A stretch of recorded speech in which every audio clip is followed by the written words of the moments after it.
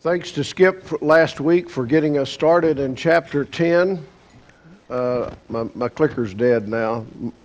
Mike is, there we go. The things that he does for us are pretty remarkable. Recall that what he's doing back here is he is making this my teaching, or the teaching that we have, available on a YouTube with the slides. So if you miss it, or if you know someone who has missed it and says, gee, I wish I'd have heard that, I'm not sure why anybody would say that, but if they did, then it is available on YouTube thanks to Mike Austin's efforts. In chapter 10, Jesus is giving some keys to true discipleship.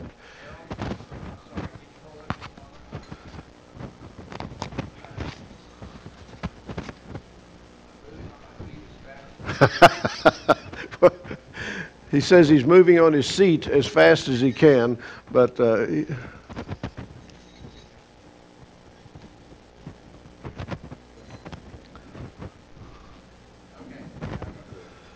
okay. In chapter 10, through the first half, which Skip taught us last week, Jesus is giving some keys to discipleship in behaviors in marriage, behaviors with children, behaviors with possessions, with the rich young ruler, and now he's going to talk to them more about following Jesus and certain other behaviors and positions that they may have one with another. Now, one of the things that we learned about Mark early on was that this is Peter's rendition of his time, or Peter's memoirs, if you will, dictated to Mark. And Mark recorded it very well and very accurately, but he didn't necessarily do it in chronological order. Now, none of the commentaries say that this particular second half of Mark 10 is out of order, but I think it is. And I'm going to put the healing of Bartimaeus, the blind beggar, first, because it works better as far as his travels are concerned. So the outline puts Bartimaeus' persistence first, Jesus' prediction of his passion for the third time second, and then the perspective that the James and John wanted to have with regard to what being important is being important being first, or is being important being the servant, and that goes last. So we start with 46 instead of 32. And 46 says, and they came to Jericho. Now, where's Jericho? Well, they had come down they had left Galilee up here. They'd come down and crossed over the Jordan, it said in chapter 9. They were over here in Perea. Now, what's in Perea? Well, that's where Herod Antipas was, and Herod Antipas was the person who had beheaded John. So that wasn't necessarily a place where Jesus felt like he was just, in a real kind of in Aggie country. He was not sure that this was a good place for him to be. But as he came down, then he crossed over into Jericho. Now, Jericho's in a valley near the river, and it says, as he was leaving Jericho with his disciples and a great crowd that he had picked up on the way, Bartimaeus, a blind beggar, the son of Timaeus, was sitting by the roadside. Now, the word in Aramaic, bar, means son of. So his name in itself means the son of Timaeus. I am Harold Skaggs, Jr., so I am the son of Harold Skaggs. Fortunately, I named one of my sons Harold Skaggs the third. He broke the cycle and didn't name his the fourth. But it is the son of. So he is really Timaeus Jr., if you will. And he was sitting by the roadside. Think of the fact that here is this gaggle of people. the disciples, the great crowd, Jesus, this prophet that's going on the road to Jerusalem and sidelined because he is blind, unable to participate, pushed over to the side, forgotten, and marginalized, is Timaeus, who's sitting by the roadside. And when he heard that it was Jesus of Nazareth, he began to cry out and say, "Jesus, Son of David, have mercy on me." He didn't say, "Jesus, Son of David, give me some money. Give me something. Give me," which is what most of us would have done. He says, "Have mercy on me." Mercy. This Son of David is a messianic title. It is a title that implies that the Son of David will return, as it says in the Old Testament, and will return as a warrior king, will come again to rule as did David, and will rule forever. And so, when in saying this, he calls out Jesus as the Messiah. He identifies him and says it in a loud voice. And many rebuked him, telling him to be silent. But he cried out all the more, "Son of David, have mercy upon me." So what does Jesus do? Tell his Secret Service guys to hush him up? No. He stopped. Literally, it says he stood still. And he said, "Call him. Call him." And they called the blind man, saying to him, "Take heart, get up, he's calling you." And throwing off his cloak, he sprang up and came to Jesus. Oh, what a picture. What a picture. Here he is, huddled over here at the side of the road. He has this heavy, probably woolen, like a saddle blanket over him, a cloak that keeps him warm, and he's sitting over there hoping that someone will give him a dime or give him a quarter or give him some sort of token as they pass by. And he throws off his cloak. He throws it off, and he came to Jesus. This is what the image for all of us is, that we throw off the old. We throw off those things that have shackled us and kept us from running to Jesus. When Jesus says, "Come to me, come to me." And so he ran to Jesus, sprang up and ran to Jesus. Now Jesus asks him a peculiar question. And if you paid attention when you read the story of James and John, it's exactly the same question that he asked James and John. What do you want me to do for you? When James and John says, we want you to agree beforehand that you're going to do what we ask you to do, will you do that? And he says, what do you want me to do for you? Well, he asked him the same thing. Now, what happens with you and me? When we find someone who may need something, we kind of go to them and say, you need some help. I know, I can see you need some help. Let me take care of that. We sometimes don't ask them what they need.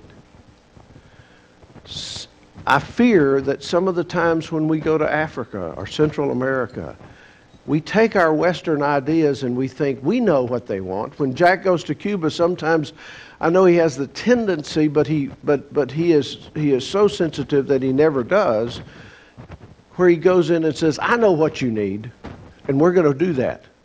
And we're going to fix that, and we're going to throw money at this, or we're going to fix this, or we're going to bring in this new water well. Well, we don't need a water well, but you do need a water well. We've decided clean water is what you need, and so we're going to bring a water well in. We're going to dig a water well, but we don't need a water well. But you really do need a water well, because clean water will keep you from getting sick, but we don't need a water well.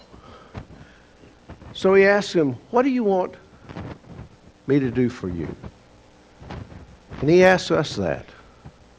When we come to him, he asks us, What do you want me to do for you? And you say, well, I'd like a big house. Probably doesn't work. I'd like a real fast red sports car. Doesn't work. And what does Bartimaeus ask? He says, let me recover my sight. Let me just be normal. Nothing special. Let me recover my sight. Let me see again. This implies recover, that he had sight at one point, that he wasn't born blind. Let me recover it. Let me have it again. And he said, and nothing special. Again, comparing this to James and John. And Jesus said to him, go on your way. Your faith has made you well. Now this next sentence is the key to this section. And immediately he recovered his sight and followed him on the way. Yesterday in leaders meeting, Skip made the comment or made the point that in this section that Jesus ministered to his soul first and to his sight second. He ministered to his heart and to his soul. And then he gave him what he physically needed. So today, as we go through this talk, the next slide is black.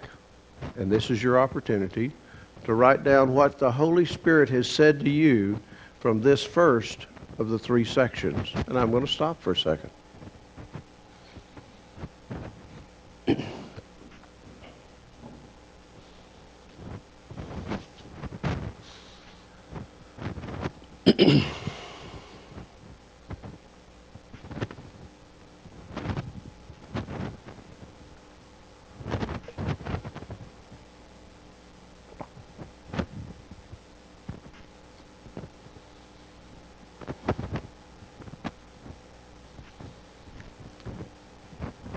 Now we go back to the beginning of the section that we had for today, and that's in verse 32. And they were on the road going up to Jerusalem, and Jesus was walking ahead of them. Now, why do I put that after Jericho? Well, Jericho's about 3,000 feet below Jerusalem. And this is the old road from Jericho toward Jerusalem. And it's a serpentine road that goes up about 3,000 feet, and it's a long and arduous road. What's important here for me is that, and Jesus was walking ahead of them.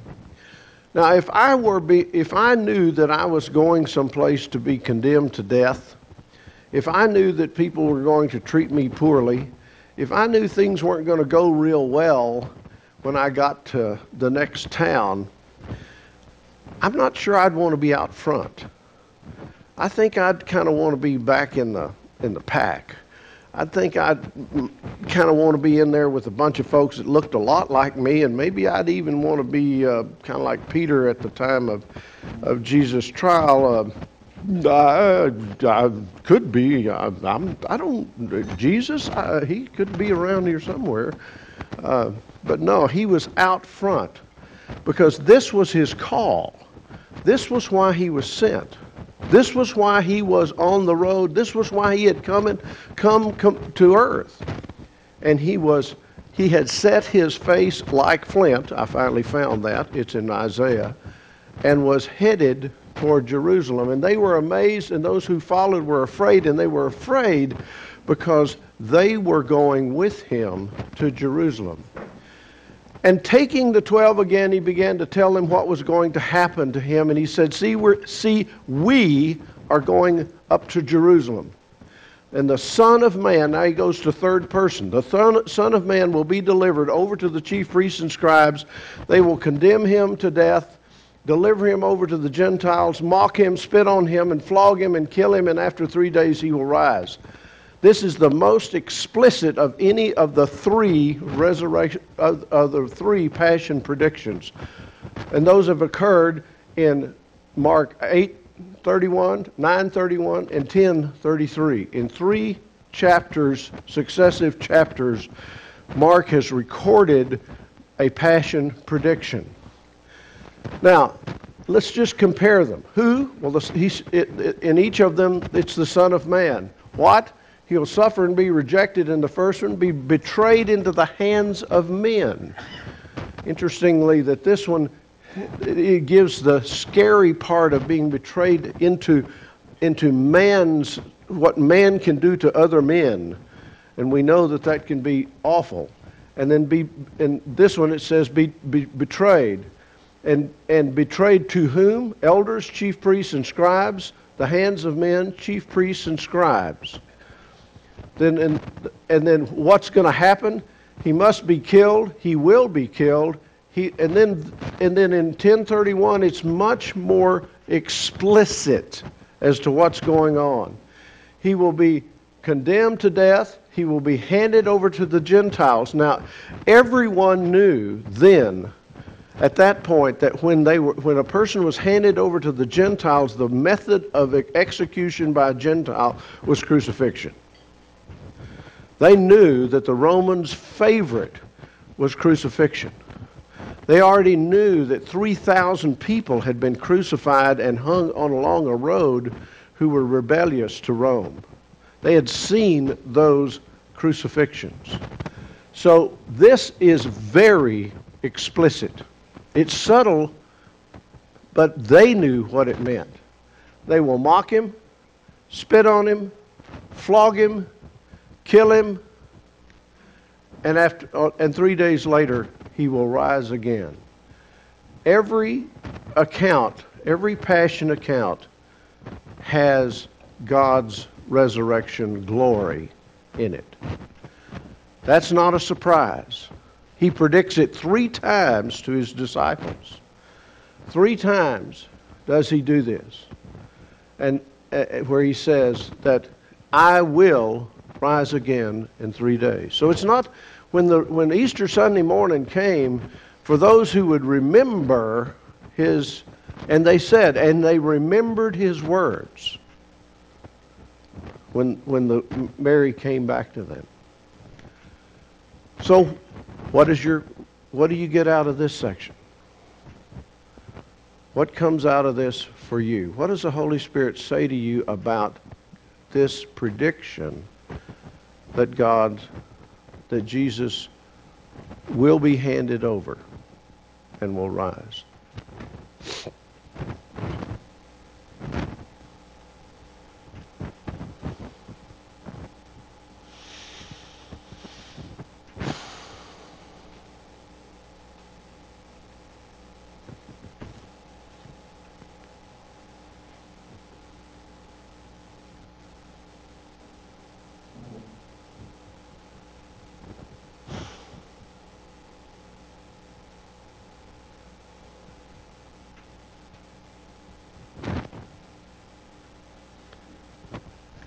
And as in each of the other occasions, Jesus' passion prediction is followed by an egocentric response by the disciples.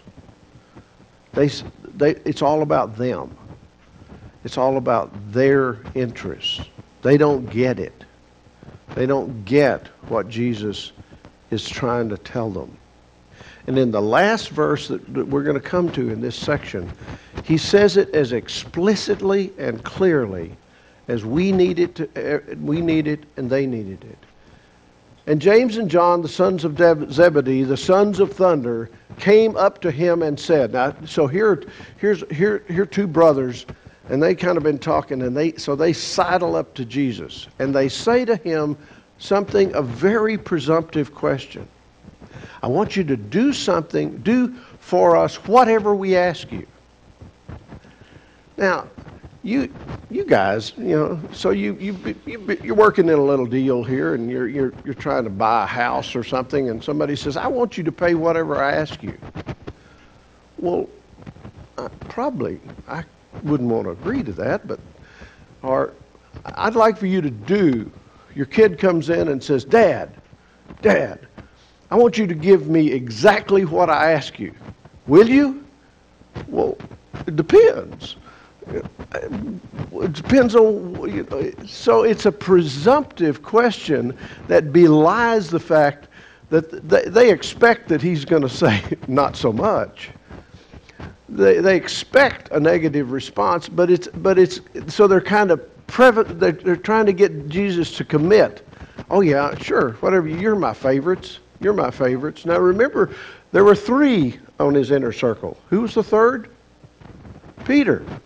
And so Peter wasn't. They were kind of cutting Peter out of the herd here. And so this is presumptive. And he said to them the same question that he asked Bartimaeus: "What do you want me to do for you? What do you want?" And they said, "Grant us to sit, one at your right hand and one at your left, in your glory." Now, for James and John, they thought he was going to Jerusalem to establish his earthly power base and reign and kingdom. And they wanted to be the prime minister and the foreign secretary. They wanted the positions of authority and power, the positions that the world identified as being powerful. That they could say, well, no, Jesus is busy. If you can speak to me, and I'll convey that request to Jesus. I'm in charge here. I'm in charge of the western part of the world, and he's in charge of the eastern part of the world. We're very important here. This is what they saw. This is what they were asking for: is positions of earthly influence and power. And Jesus said, "You don't have a clue what you're asking. Are you able to drink the cup that I drink and be baptized with the baptism which I am baptized?" Now the cup here implies that the job, if you will, that's not the right term, that God had given to Jesus. Because in the Garden of Gethsemane, he said, "God, let this cup pass from me." This is for what Jesus came to earth. That is the cup. Are you able to drink of the cup that I drink? Now, in some ways, this foretells the martyrdom of these disciples later on. And they said, "Oh, you bet. Check, Roger, no problem. God, we got it. No, sure. You bet." And he said, "The cup that I drink, you will drink, and with the baptism which I'm baptized, you will be baptized. But to sit at my right hand or my left is not mine to grant, but only for those to whom it has been prepared." God only can grant it. Even the Son, the part of the Trinity, can't grant it. And also significant in this sentence is for whom it has been prepared. This is not a hully-gully deal that's being figured out on the fly. God started this process when he made a decision that he wanted a relationship with you and me, and our sinfulness separated us from him to such a degree that it was so wide that he said, "How on earth can I be a righteous God and still have a relationship with these sinful people?" And so he said, "I will send my Son to atone for their sinfulness so that I can have a relationship with them." Prepared for whom it has been prepared. And when the 10 heard it, okay, the other guys, including Peter. Now remember, Peter's telling this story to Mark. When the 10 heard it, they became indignant at James and John, and Jesus summoned them. He didn't just say, "Oh, y'all come on." It was kind of, "Get over here," is how I read this. And he said to them, "You know, those who are considered rulers of the Gentile lord it over them, and their great ones exercise authority over them." He is calling out to their knowledge of being oppressed. They're Jews. They live in a Roman-ruled country, and they hate it. And they hate having people exercise authority over them. And so he says, you know how they lord it over you. You know how that feels. But it shall not be so among you.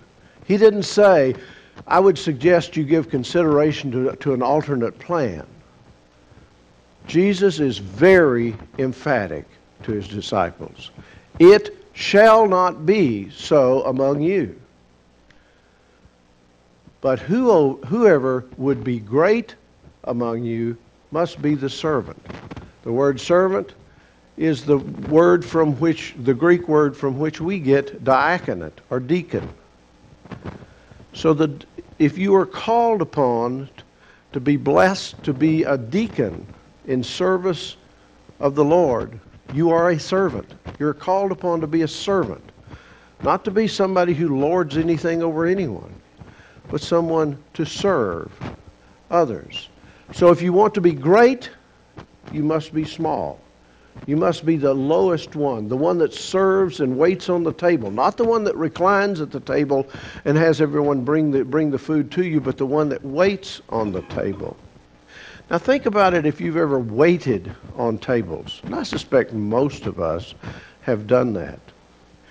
You are constantly watching for what might be needed. A little more water? More tea for you? Would you like some, they've closed their plate, they put their knife and fork together in the middle of the plate, it's time to go get that plate. Do you take it up from the right or take it up from the left? There's a certain way you want to, if you're truly trying to serve, you're trying to do it invisibly but well. Jan and I had the opportunity twice to serve at a dinner on C Street, on the house on C Street in Washington, the night before the National Prayer Breakfast, and it was for foreign diplomats. And so we were the servers. And at my particular table one year was the Prime Minister from Israel and a variety of other people and senators from the United States Congress. And it was a pretty heady experience for a boy from Sherman, Texas, but I stood against the wall and served. Tried not to listen to the conversation because it wasn't none of my business, but my goal was to be absolutely certain that the water was filled, that the plates were removed, and that I was invisible. And it was really a special time to be a servant. And those who want to be first must be a slave. Now, being a slave in Jesus' time was not like it didn't have the pejorative aspect that we think of it in our time. Most of the slaves were indentured servants at one kind or another. They had needed to be bailed out of something. Somebody had paid off their note, paid off their debt, paid off their indebtedness, and they had redeemed them, if you will, and then they had to serve them for a period of time. It would be kind of like somebody saying, I'll pay off your loan, but you've got to pay me back. But in their particular time, the way they paid them back was to work for them, to be their slave, to work with them. But they weren't necessarily mistreated as much as we think of slaves in America as it developed. But to be the least, the very least of these. So Jesus has turned this upside down. He says, you know how the Gentiles do it, but it will not be for you, because if you want to be important, you must be a servant, and if you want to be first, you must be a slave. And then he says, the Son of Man came not to serve, to be served, came not to be served, but to give his life for a ransom for many. The Son of Man, he came. Jesus came to earth. God sent him to earth, not to be served, but to serve. That was his purpose. His purpose was not to come and establish a kingdom. James and John, do you get it? It is not to establish a worldly kingdom. It is but to serve. And then the gospel couldn't be any clearer, gentlemen, but to give his life as a ransom for many, for all. The word many doesn't mean a few, many, but like the guys that come to men in the word, that's many. So those guys are going to get ransom, no, and nobody else will. It really means all. And what does this word ransom mean? Well, we use that today when someone is kidnapped. Someone's held against their will, and they say, you pay me and I'll let them go. Well, who's he ransoming to? Satan? Who's got us? The world? Satan? And Jesus paid it all. And that to me is what kept coming to me at the end of this, was that old Baptist hymn, Jesus paid it all to him I owe. Sin hath left its crimson stain, he washed it white as snow. Amen and amen. Thank you, gentlemen.